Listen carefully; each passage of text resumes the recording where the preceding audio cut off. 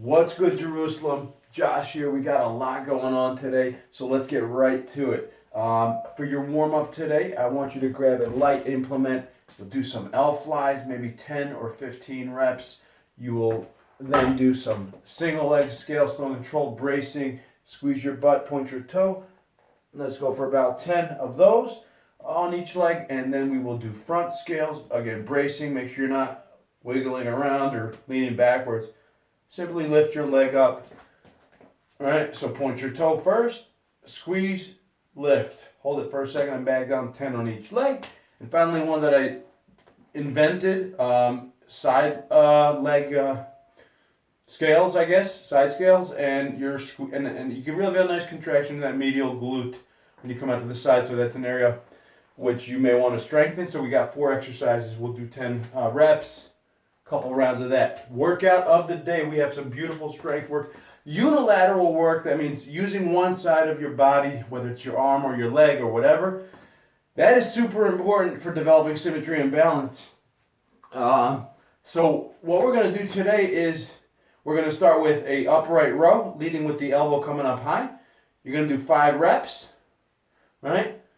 Then you'll do the other side. You'll do 5 reps. Okay. Then you'll do a strict press again, squeezing the butt, squeezing the abs, bracing, keep the ribs down, press it up overhead, get a strong lockout at the top, come back down. Let's go for 6 on each arm. Okay. So 5 upright rows, 6 presses, and then 7 single leg glute bridges. So I'm gonna come back down here. I'm gonna extend one leg out. And I'm going to drive up. Again, if that's a bit challenging for you and you're not managing, you can just do a double leg bridge. Okay? Or you can put a weight on your hip and perform the bridge. That is also a fantastic option. Bear with me, guys. 5, 6, 7.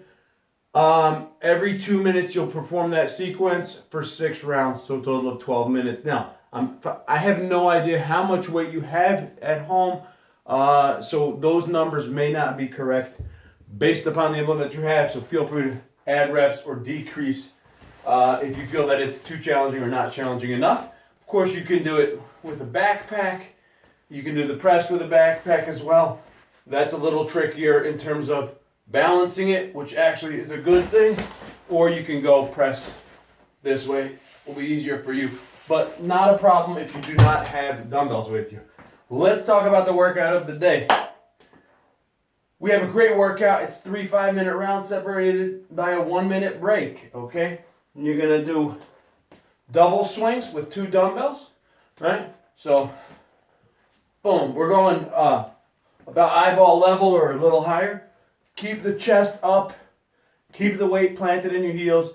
Make sure you're not collapsing. Even when you're picking it up or setting it back down, chest up, push with your legs. Okay, you'll do 6 of those. Then you'll do a push press, 8 reps, okay? Again, we did do some pressing yesterday. Your shoulders may be a little tired. I want you to focus on driving with your legs and using your legs to drive the weight up overhead.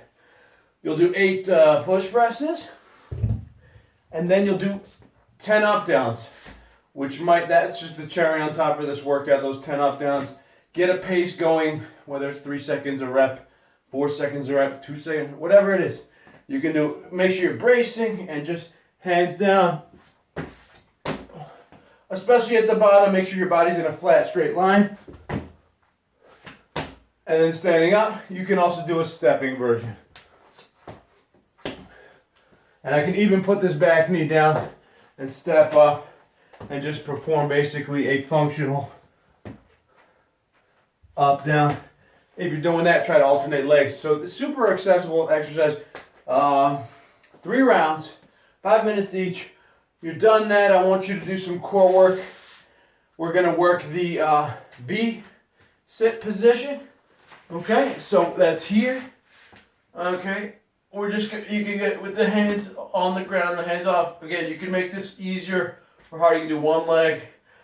Look at our workout of the day description down below or in our box, and you'll see what I want you to do there.